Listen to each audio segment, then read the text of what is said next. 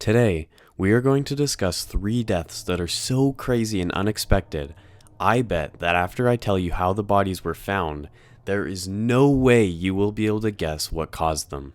Each of the 3 stories will get progressively crazier as we go, so make sure you stick around until the end of the episode.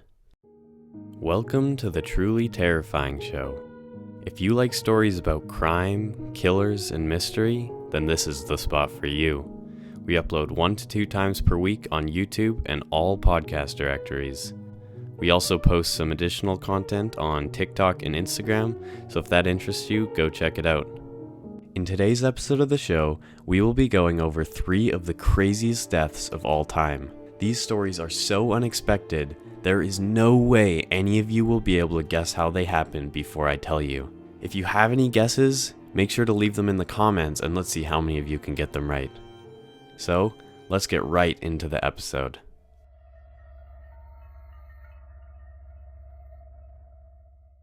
In September of 2008, a Swedish woman named Agneta Westland decided to take her dog for a walk. Agneta was retired, and she absolutely loved the walks her and her dog would share every day. It was nice outside, so she started to go through the village and then up a mountain trail where she veered off and went into the forest. She had lived there practically all her life and knew the terrain like the back of her hand, so instead of staying on any paths, she ventured through the forest and went towards a lake nearby. Hours later, her husband Ingmar returned to an empty house. It was extremely rare that Agneta would ever leave without leaving a note, so he grew concerned. Noticing that the dog was also gone, he realized she must have taken it for a walk. He put on a jacket and started following all of Agneta's regular routes, hoping he'd find her along the way. He started in town, and then he too ventured into the forest. As he drew closer to the lake, he saw something up ahead. Laying battered on the forest floor was his wife. She was dead. Devastated, he ran back into the town and led the police to the body. When they saw her, they immediately suspected Ingmar and arrested him for murder. He was held in police custody for 10 days, but after his alibi checked out, they had no choice but to release him. Despite this, he remained a prime suspect for 6 months after the murder. The evidence was showing that Ingmar wasn't responsible, so the police decided to conduct more tests. When they first found her, she had fur and saliva on her clothing. Initially, they didn't think anything of it, but with little more to go off of, they decided to send it to be tested.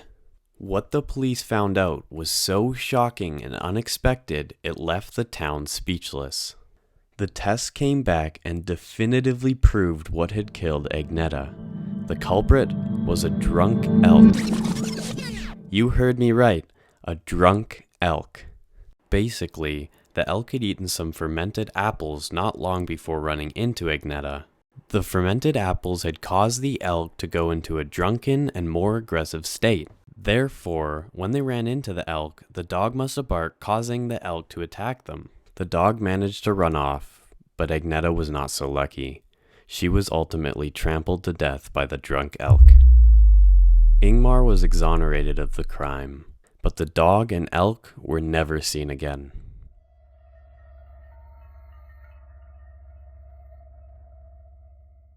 On May 22, 2015, a jogger in Hong Kong ran into a mystery on the side of the street. They were running past a parked car when they noticed something strange. Inside the car, there was what appeared to be a mother and daughter. Both of them were slumped over motionless, so the jogger knocked on the side of the window, hoping they were just asleep, but there was no response. He called the police immediately, and they were able to identify the woman as Wang and Lily Feng. It's suspected that Wang was driving Lily to school when they both passed away unexpectedly. The police investigated in and around the car, but there was nothing to go off of, so they couldn't initially figure out what had caused the death. There weren't any signs of foul play, and there was nothing to suggest a suicide. When they looked inside the vehicle, they found almost nothing. The only thing inside was a deflated yoga ball. Later, an autopsy revealed that both of the women had died from severe carbon monoxide poisoning. At first, this made sense, seeing as they were in the car, but After they investigated the car further, they realized it had no defects or leaks. This meant that someone would have had to manually pump in carbon monoxide, or the air quality surrounding the vehicle would have had to have been horrendous. This theory would quickly be disproven given the severity of the carbon monoxide poisoning. It was looking as if this case were going to go unsolved, when all of a sudden one of the detectives discovered the murder weapon. The craziest part about this case is that even after I tell you what the murder weapon is, you probably still won't understand what happened. As it turns out, the object that was responsible for their deaths was actually the yoga ball. The detective found this out when he was looking into potential suspects. Wang's husband Ka was an anesthesiologist who was recently involved in an affair. When she found out, she refused to file for divorce, so Ka decided to take it into his own hands. He began by purchasing thousands of dollars worth of carbon monoxide, which he claimed to be using for an experiment. Then, he took an inflatable yoga ball and filled it up with all of the carbon monoxide. Next, he put it in the back of his wife's car and tampered with it in such a way that as she was driving, it would slowly release the carbon monoxide, thus rendering her terminally unconscious. It's likely that his plan would have gone perfectly, but two things happened that messed it all up. First, he hadn't planned on his daughter being in the car. He didn't want to lose her, so when he found out that she had died, he was shocked. Next, he was hoping Wang would have passed out while she was driving. That way, any evidence would have been destroyed in a car accident. Instead, she pulled over for some reason, which gave the cops the evidence they needed to convict him. Ultimately, Ka was sentenced to life in prison.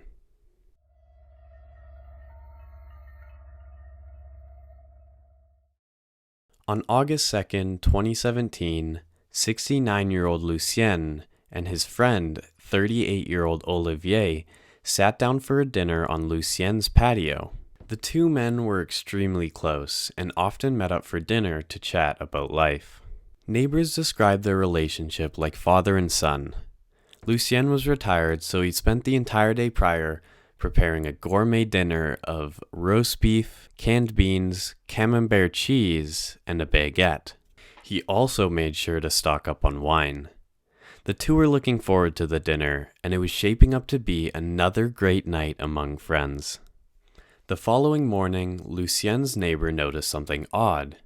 Next door, Lucien was still at the dinner table, dressed in the same clothes as the day before.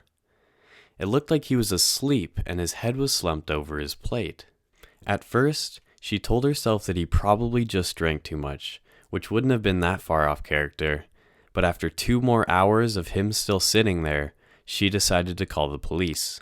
After entering the house, they found Lucien still slumped over the table, but next to him was Olivier, who was laying on the ground. The officers checked their bodies and realized that they were both dead. It was almost as if they were eating dinner, then boom, they both died. The officers also noted that it was almost like they were frozen in time. Their food was half eaten, their wine half drank, and there was no sign of struggle or foul play. First, the police investigated any known enemies, but they found nothing. The running suspicion was that the two men had died from food poisoning, so they sent away the food to get tested. When it came back, the food was fine. The town and their neighbors were terrified because they believed there was a killer in their midst. But after the autopsy was conducted, their minds would be at ease. The following is what the authorities believed to have happened. When Olivier arrived at Lucien's house, the food wasn't quite finished cooking, so the two of them just had some wine and chatted while they waited. Based on their blood alcohol levels studied the next day, it's speculated that both of them must have consumed at least 1 bottle of wine prior to sitting down at the table. They both sat down to start eating and were having a great time. Suddenly, Lucien started choking. He didn't have very many teeth and he was drunk, so he hadn't chewed his meat fully. It got stuck in his throat and he couldn't breathe. Olivier didn't know what to do, so he starts panicking. He remembers back to when his mom would hit him on the back when he was choking, so he jumps up to help. When he gets out of his chair, he gets a sharp pain in his chest and crumples over to his knees. Olivier had a genetic heart condition, so when he started panicking and he jumped up, his heart had to go into overdrive, and therefore he had a heart attack. With nobody around to help either of them, they both died. Although the event was extremely tragic and random, people who knew them personally were actually relieved. Not only were they not murdered, but they also died among friends happy. Thank you guys so much for watching this episode of the show. I really hope you liked it. If you did, please give it a like and subscribe, and also make sure to comment if you got any of them right. If you have any tips or suggestions, don't hesitate to tell me. You can leave them in the comments or on my Instagram or TikTok. See you next week.